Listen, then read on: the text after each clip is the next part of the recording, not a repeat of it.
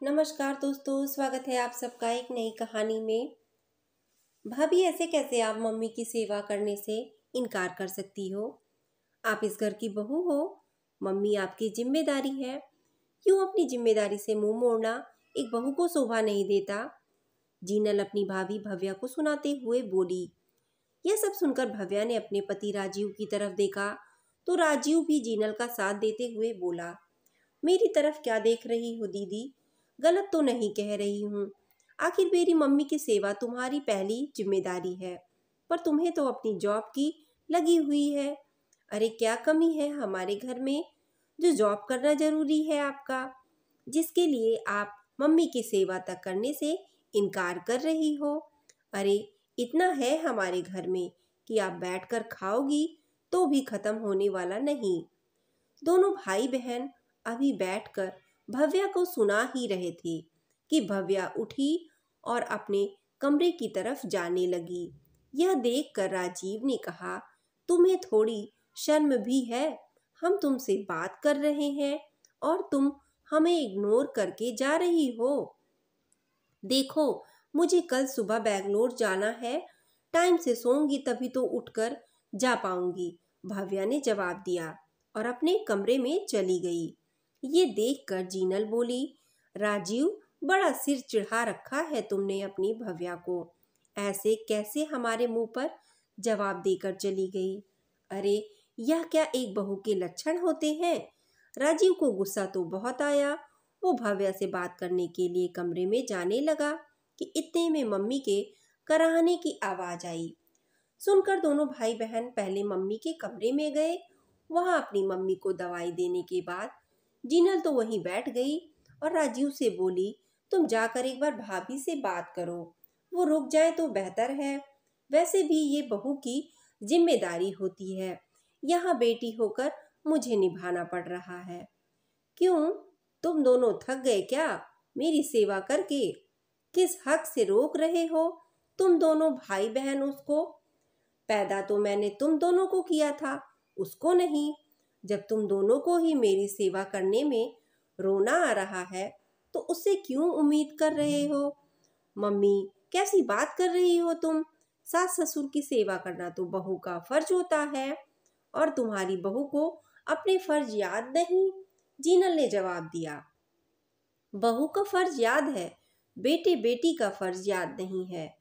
उसे याद दिलाने से बेहतर है कि तुम 2 दिन रुक जाओ मेरी सेवा के लिए। मम्मी, मैं भी ससुराल वाली हूँ, मेरे भी सास ससुर पति सब हैं, पहले फर्ज मेरा उनके लिए बनता है, तो यहाँ पर 10-15 दिन में क्यों लेने आ जाती हो? क्या पड़ी है तुम्हें यहाँ आने की? हमारे घर में आग लगाने के बाद अब तुझे तेरा ससुराल याद आ रहा है? मम्मी, आपकी तबीयत खराब है, हमें पता है, और बहू के ऐसे रवैये के कारण आपका दिमाग भी खराब हो रहा है। पर इसमें दीदी की क्या गलती है जो आप उन्हें इतना सुना रही हो? मैं अभी जाकर उससे बात करता हूँ, देखता हूँ कैसे नहीं रुकती है, राजीव बीच में ही बोला। अच्छा, अभी कल तो तू उसे छोड़ने की बात कर रहा था और आज उसे उसका फर्ज याद दिलाने जा रहा है। क्यों रुकना चाहिए उसे यहाँ पर? कल को तेरी माँ ठीक होकर फिर पैरों पर खड़ी हो गई तो फिर तलाक देने की बात करने लगेगा। कम से कम ये नौकरी उसका सहारा तो रहेगी। और वो कोई मेरी सेवा करने से मना नहीं कर रही, पर ये उसकी मजबूरी है, उसे 2 दिन के लिए जाना पड़ेगा। आखिर उसकी नौकरी का सवाल है। तुम लोग तो मेरी सेवा नहीं कर सकते। उसने 2 दिन के लिए कम से कम नर्स का बंदोबस्त तो कर दिया।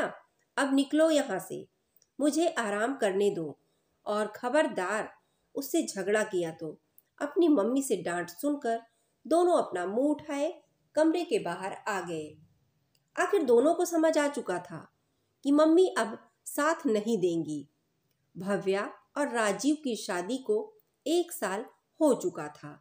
कहने को छोटा सा परिवार था, घर में सास और पति राजीव ही थे, पर ननंद जीनल जो राजीव से बड़ी थी, रोज आज भी घर में चली आती थी। रहती तो ससुराल में थी, लेकिन हर 10-15 दिन बाद मायके आ धमकती है और फिर कोई ना कोई छोटी बात पर राजीव और भव्या में कलह करवा ही देती थी। राजीव की आदत थी कि वो हर बात में भव्या को दबाने की कोशिश करता और उसके लिए वो उसके मुंह पर कुछ भी कहने से गुरेज नहीं करता।